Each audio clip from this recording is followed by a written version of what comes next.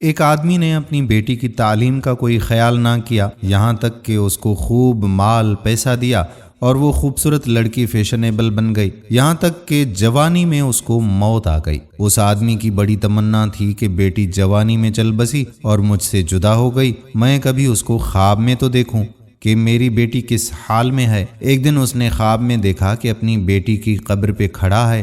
اچانک اس کی بیٹی کی قبر کھل گئی۔ کیا دیکھتا ہے کہ بیٹی بے لباس پڑی ہے۔ اس نے اپنے ستر اور پردے کو چھپایا، مگر اس کی حالت تو عجیب تھی۔ اس کا سر بالکل گنجا تھا اور اس کی شکل عجیب تھی۔ اس نے پوچھا، بیٹی تیرا کیا حال ہے؟ تو کہنے لگی کہ ابو میں بے پردہ پھرتی تھی، جب یہاں قبر میں آئی تو میرے سر کو بہت بڑا بنا دیا گیا، پہاڑوں کی طرح۔ میرا ہر بال برگد کے درخت کی طرح بنا دیا گیا، جس کی شاخیں زمین میں دور تک پھیلی ہوتی ہیں۔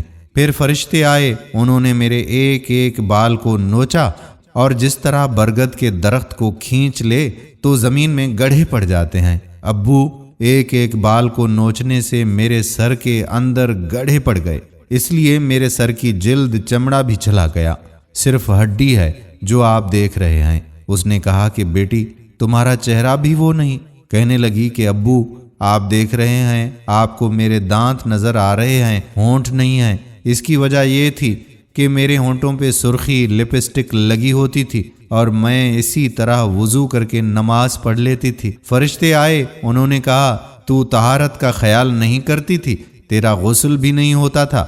چنانچہ انہوں نے میری سرخی کو جو کھینچا، یہ سرخی میرے ہونٹوں سے چپک گئی، سرخی کے ساتھ اوپر اور نیچے کے دونوں ہونٹ بھی کٹ گئے، اس لیے آپ کو میرے 32 دانت نظر آ رہے ہیں، ہونٹ اوپر نہیں ہیں۔ باپ نے کہا بیٹی تیرے ہاتھوں کی انگلیاں زخمی نظر آتی ہیں۔ لڑکی نے کہا کہ ابو میں ناخن پالش لگایا کرتی تھی۔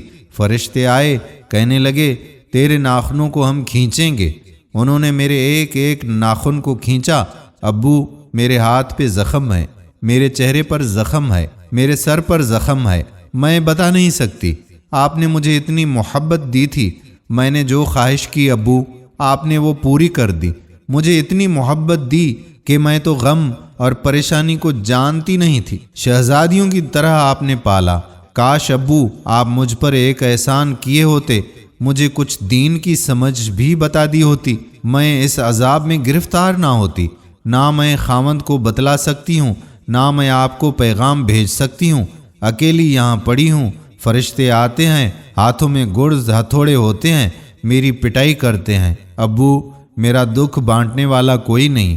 اس کی آنکھ کھل گئی، تب اس کو احساس ہوا کہ کاش میں اپنی بیٹی کو دین سکھاتا، میری بیٹی آگے جا کر جنت کی نعمتوں میں پل جاتی۔ تو جن بیٹیوں کو اتنے پیار اور محبت سے پالتے ہیں، ان کو اگر ہم دیندار نہیں بنائیں گے، دین کی سمجھ نہیں دیں گے، زندگی بسر کرنے کے اسلامی طریقے نہیں سکھائیں گے، یہ جہنمی فرشتوں کے ہاتھوں میں جائیں گی اور ان کی یہی درگت بنے گی۔ اللہ تعالی ہمیں دین پر چلنے کی توفیق عطا فرمائے، آمین ثم آمین یا رب العالمین۔